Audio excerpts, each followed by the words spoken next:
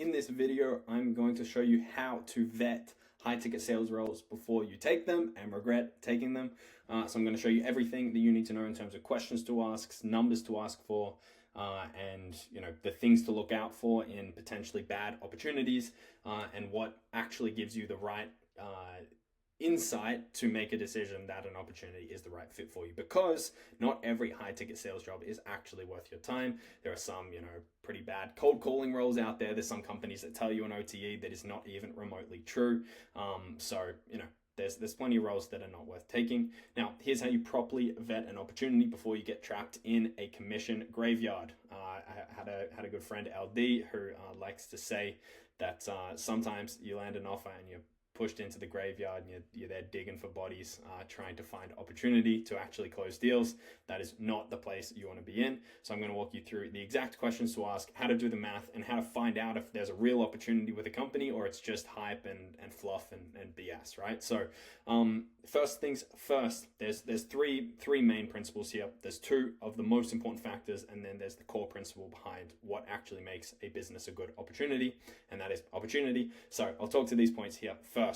The most important thing, in my opinion, on what makes an offer a good offer for you to join the sales team of is whether you resonate with the prospect or not. This point right here, how well do you resonate with the prospect?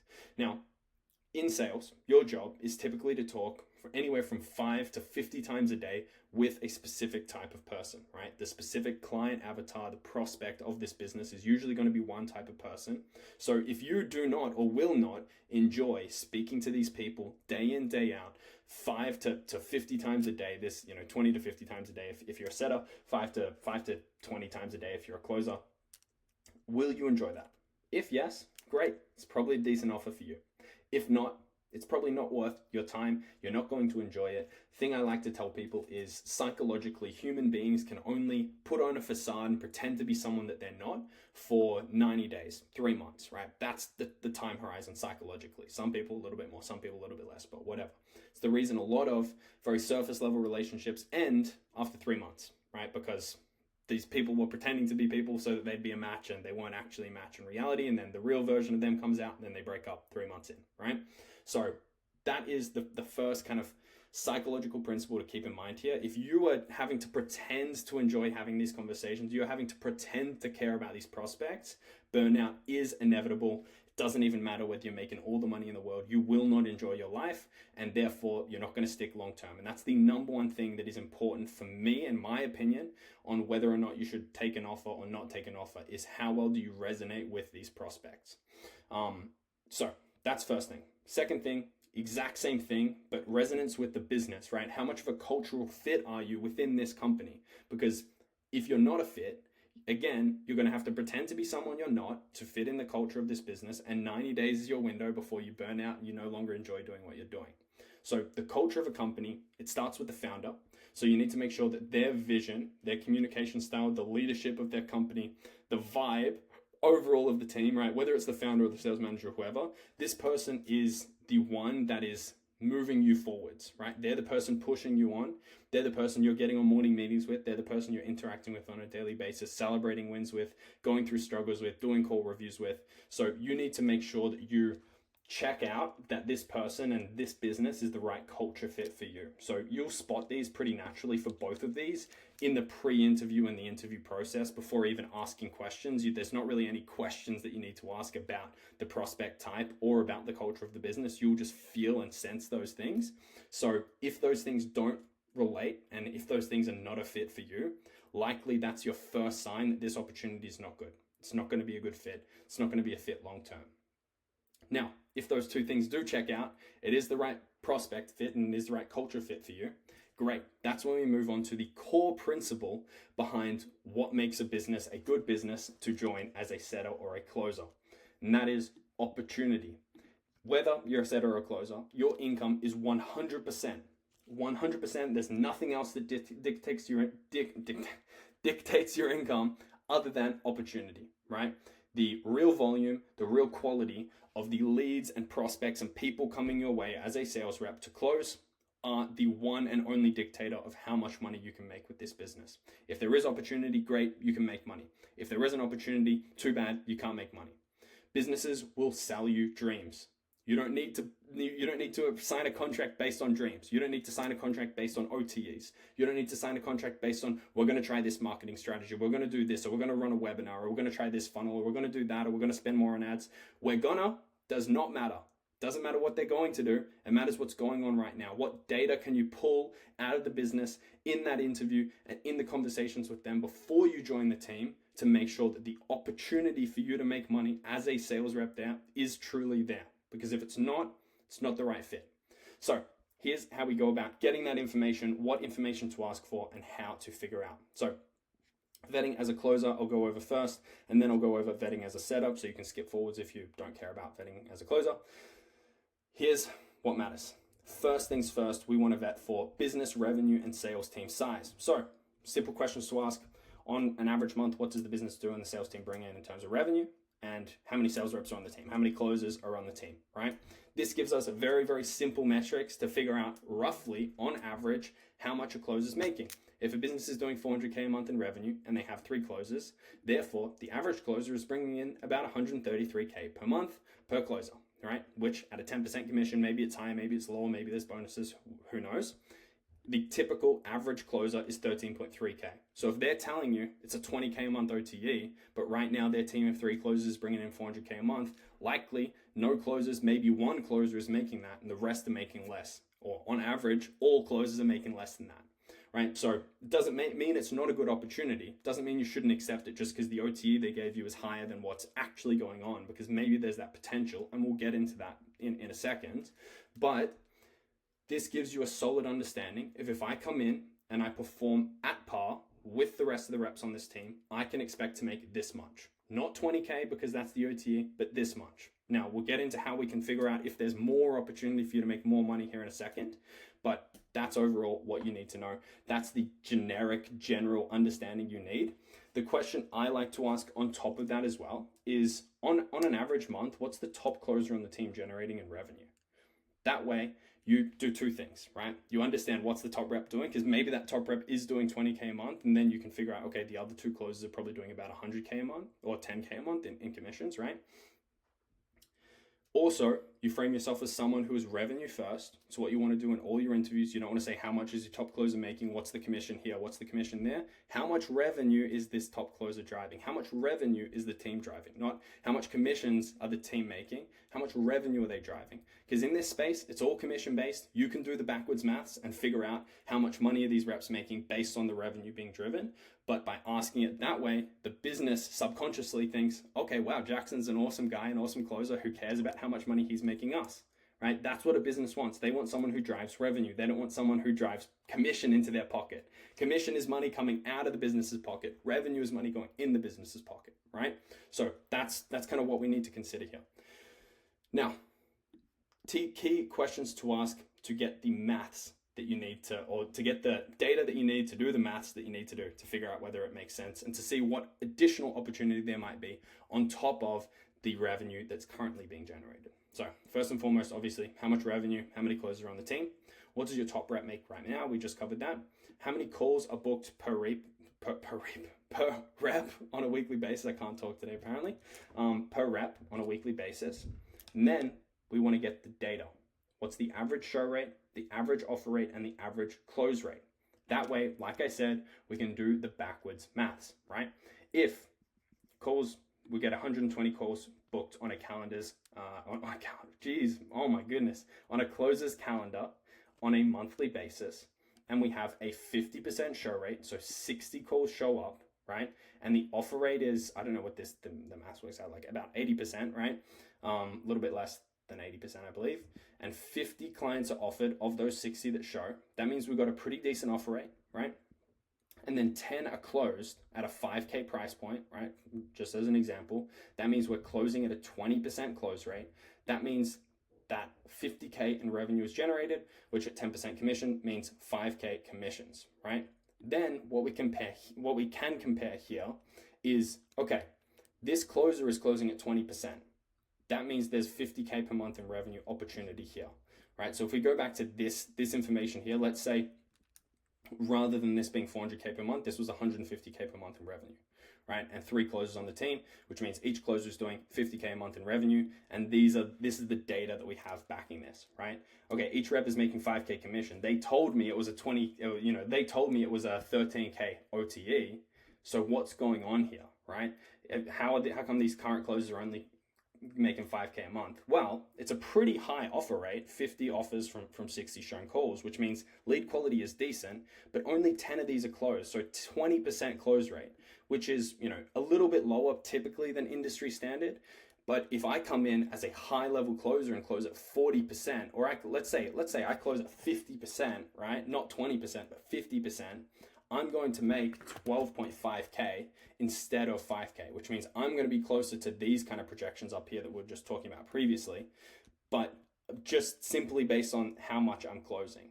Now, also, if I'm if I have some good setting experience and I can bump up that show rate on my booked calls, maybe I can get, instead of 60 shown calls, I can get,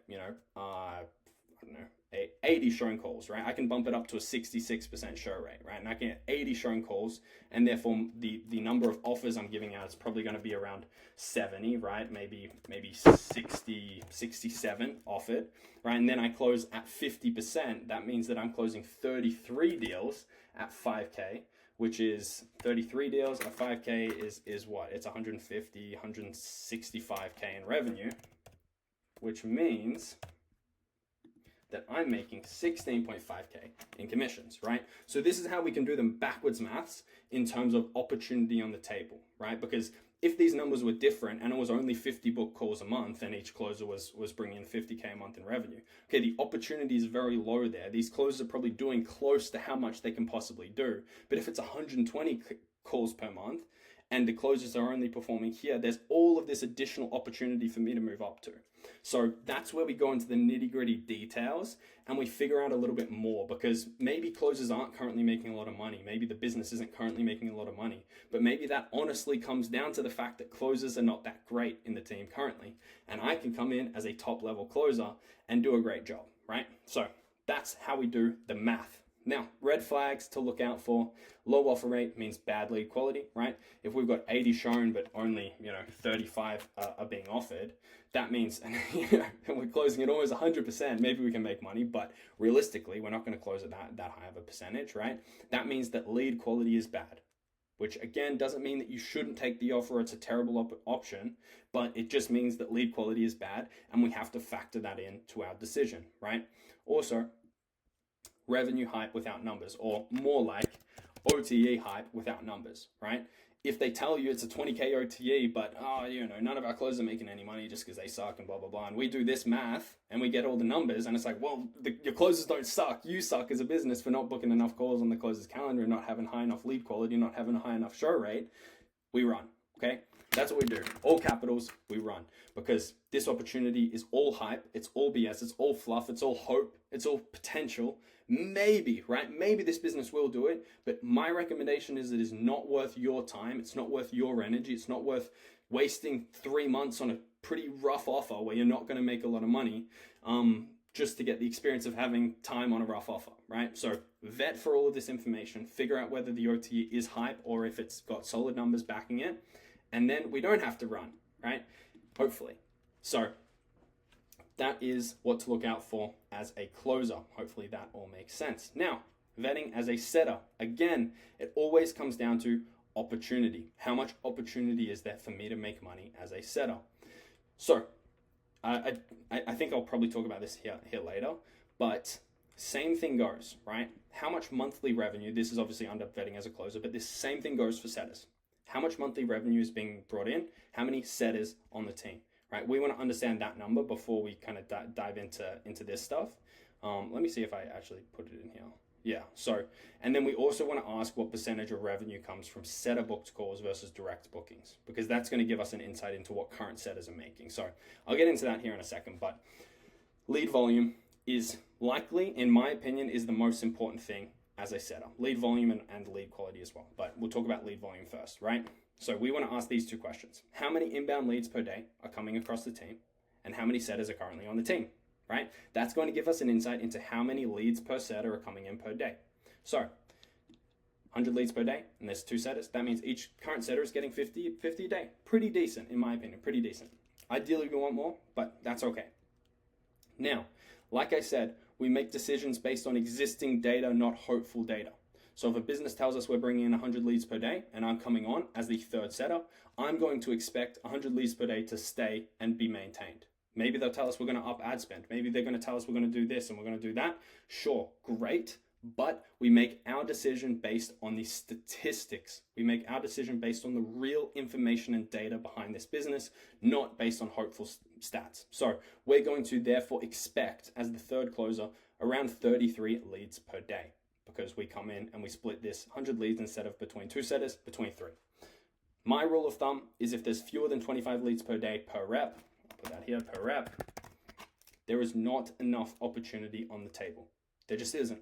In reality, right? There's not enough opportunity for you to make money because you're going to be calling a bunch of cold leads, a bunch of old leads, a bunch of people not interested, a bunch of people who have been pitched on booking an appointment a bunch of times before, and you will not be able to set appointments, and therefore, as a setter, will not be able to make money, right? So that's my rule of thumb. Maybe you've seen differently. Maybe you'd expect more than that. That's what I say, because if we then go in kind of like a flow like down the list, right, where we call old leads and new leads, we're calling leads 4 days in a row, right? We call them day 1, we call them day 2, we call them day 3, we call them day 4, and then by day 5, we've got a whole new list of 100 leads that we're redialing and dialing for the first time, right?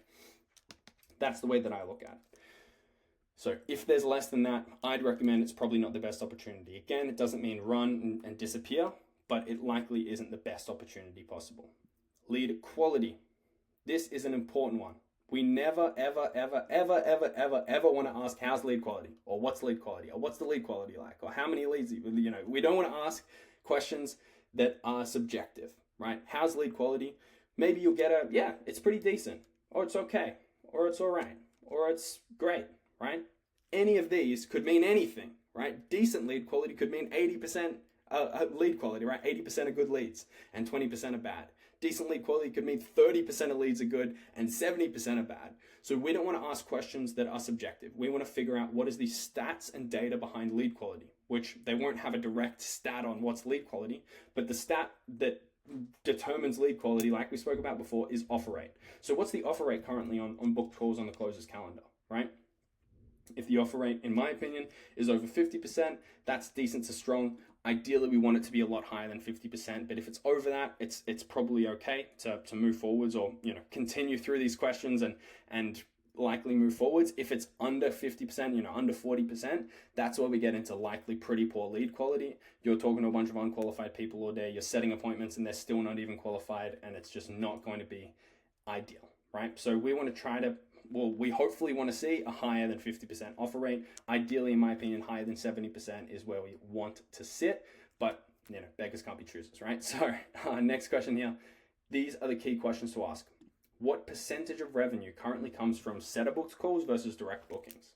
Now, good question to ask here. The same goes for these questions up here, right? When we're going into these more, specific metrics, the benefit we get out of asking these questions on top of actually getting the numbers is we show the business, I understand the space. I understand the important metrics. I understand what matters to you as a business owner in this sales funnel and sales process that drives revenue and is important for us to be tracking. Because I'm going to ask questions about it. What's the current percentage of revenue that comes from setter booked calls versus direct bookings? Oh, cool. That's a good question to ask. Well, I'd say it's about this, right? This allows us to estimate the contribution of setters to total revenue and therefore your potential earnings based on existing earnings of the current team, right? So we do the backwards maths. If 75% of revenue comes from setter booked calls versus direct bookings, 75% of, let's say again, 400K in revenue comes from setters. That means there's 300K per month in revenue coming from setters. Now, if there's 2 setters on the team, that means 150K per revenue per rep. And at 5% commission means 7.5K per month OTE, right?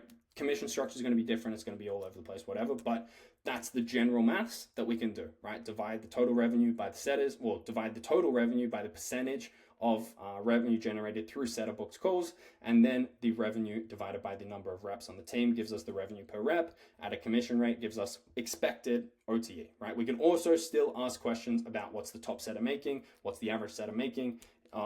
Actually, again, we want to ask questions in terms of revenue. What's the top setter driving in terms of revenue on a monthly basis? What's the average setter on the team driving in terms of revenue? We kind of get that from asking these questions, right? But more questions we can ask. And once we know this information from these questions up here and this information down here, we can again determine whether the opportunity is there, right? If I'm getting 100 leads per day for myself and the lead quality, right, the offer rate is 70%, great opportunity, because I've got 100 fresh people to call every day, and maybe I can dial the 100 from yesterday a second time, and maybe even go up to 300 dials a day or whatever, and be dialing a ton of leads, right, and get in front of as many people as possible, book as many appointments as possible, and the lead quality is high. Hopefully the close rate is high. That's another question you can ask as a setter as well. What's the average close rate of closes? And there we get the data. We understand, again, the backwards maths, how much potential income is there to make here. If I've got 100 new leads per day, it's a 75% offer rate. That means probably about 70% of the leads that I'm speaking to are qualified. If I can get, X amount of percentage on the call, if I can get X amount of percentage set, that means I'm setting, 10 appointments per day. If those are showing out X amount and, whatever, right? We go through the full maths of it. I'm not going to get into all of that here, but we ask for this data so that we can figure out the opportunity, right? So hopefully that all makes sense. And, in general, these are the major kind of things that you want to understand. You don't need to go as micro in terms of the details, but this is important and beneficial in my opinion. Now, final advice: do not base your decisions on what could happen, right? Do not make decisions based around a potential or OTEs, or we could be doing this, or we're going to be trying that. Make decisions based on data and information, right? What is happening now, not what could happen, right? If they won't give you numbers, they don't have opportunity. Simple as that. If they're not going to give you numbers, move away. It doesn't matter. It's not a good opportunity. If the numbers don't line up, walk away most of the time, right? Some of the time, the numbers won't line up like we spoke about, right? They tell you a 20K OTA close and make them 13K.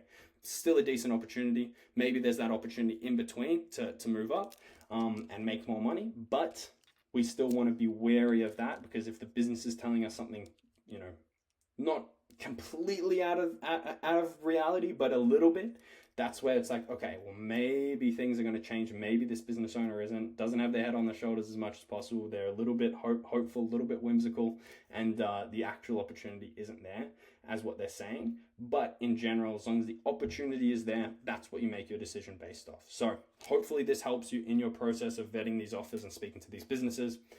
If you have any questions, you can drop them in the comments. If you don't already work with me in some capacity, there's a link down below. You can go through and work with me directly.